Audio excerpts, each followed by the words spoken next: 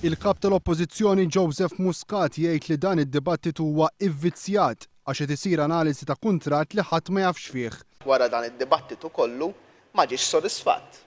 Il-fatt li aħna nixtiequ nagħmlu analiżi u skrutinju qabel ma jsir il-fatt u l-gvern iridna nagħmlu awtopsja wara li jsir il-fatt.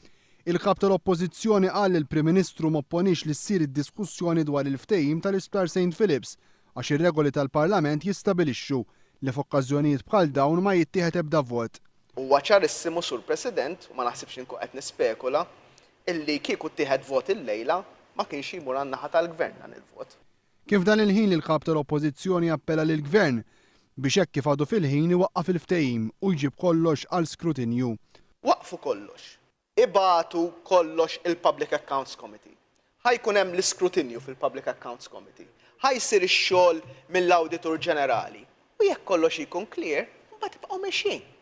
Jekk jkun hemm affarijiet fejn naħsbu nistgħu intejbu flimkien. Joseph Muscat qal li dan il-Gvern falla fl-ippjanar fil-qasam tas-saħħa filwaqt li l-Isptar St. Luke serva lil pajjiżna 70 sena wara 4 snin mill-bini tal-Isptar Mater Dei bi spiża ta' 700,000 euro irid jonfoq iktar flus. L-Oppożizzjoni hija sodisfatta li l-Parlament beda jiddiskuti din il-kwistjoni imma ma nistgħux impaċbċu biss. Qed noffrulkom a decent way out. Qed ngħidulkom issospendu sakemm iġġibu il-kwistjoni quddiem il-Public Accounts Committee. Issospendu sakemm ikun hemm skrutinju tal-Parlament kollu f'daqqa. U Joseph Muscat qal li jekk il-Gvern jirnexxielu jikkonvinċi l-maġġoranza tal-Kamra jista' jgħaddi għall-iffirmar tal-ftehim. Il-Gvern huwa ċar illi jibża milli jittieħed vot. Sur President, illejla l-maġġoranza ta' din il-Kamra mhijiex konvinta. Jekk jirnexxilkom tikkonvinċuha, mexxu. Politikament l-Oppożizzjoni kien jaqbilha jekk il-Gvern ikompli jwebbes rasu, imma l-pajjiż ser ibati. Irridu nkunu ċerti li ġew evalwati l-possibilitajiet kollha l-isptar ta' riabilitazzjoni.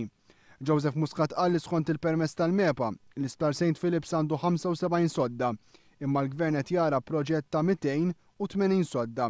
Iġifieri triplu tal-kapaċità preżenti.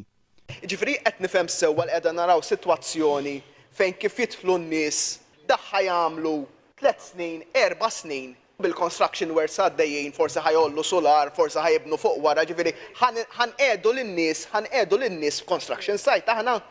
Fit-twiem tad-diskors tiegħu Joseph Muscat reġa' appella lill-Gvern biex jimxi mas-sens komun u jġib il-ftehim għall-iskrutinju biex nassiguraw li jkun l-aħjar wieħed possibbli għall-pajjiż. Jiddispjaċini ma tajtunix it-tweġibiet li hemm bżonn. Jista' jkun it-tweġibiet għandkom. U għalhekk nerġa' nappella t-tielet darba waqfu kollox. U mhux ħantawlu, mhux fiħsiebna li noqogħdu ntawlu aħna. Ngħaddu bil-mod spedit li hemm bżonn, niggarantulkom aħna biss li ħanejdu u ħanamlu dak li nemmnu li huwa l-aħjar għall-pajjiż. Nittama li tal-Isptar St. Philips ma jkunx it-tieni ftehim f'din il-leġislatura li bħal BWSC ikun sar minn wara dar il-kameras. Saħaq il-kap tal-Oppożizzjoni. Jekk dan ikun it-tieni wieħed li jiġi firmat mingħajr il-kameras, allura nikkonfermaw that birds of a feather flock together. U allura nerġa' nappella għadna fil-ħin biex nuru li din il-Kamra taf huma l-okkażjoni. Għadna fil-ħin sabiex inkunu qegħdin nuru li ż-żewġ naħat kapaċi jaħdmu flimkien.